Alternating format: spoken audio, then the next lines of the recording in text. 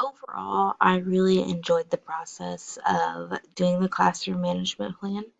I think it is really cool that we get to wait till the end of the semester because we get to look at other teachers' management plans as well as maybe pick ideas from classrooms that we may be substituting in to find out what we think we like and see how things work.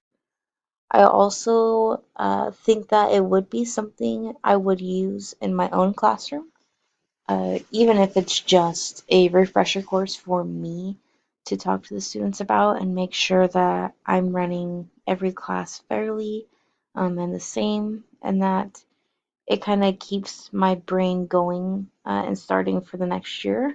And then it also helps me to know what to talk to the students about on the first day of school. I think it also provides us a really cool like set of guidelines to follow. Like as a teacher, I feel like sometimes we might not always be consistent in either our discipline or our procedures and ways to go about things. So I think it also holds a little bit of accountability to us as well as the students.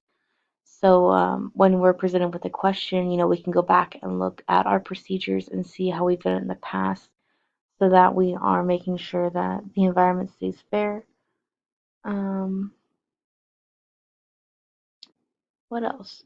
A con of it could be that um, maybe on the first day, you tell students this is how you want to do things, and down the road you decide that's not what you want to do.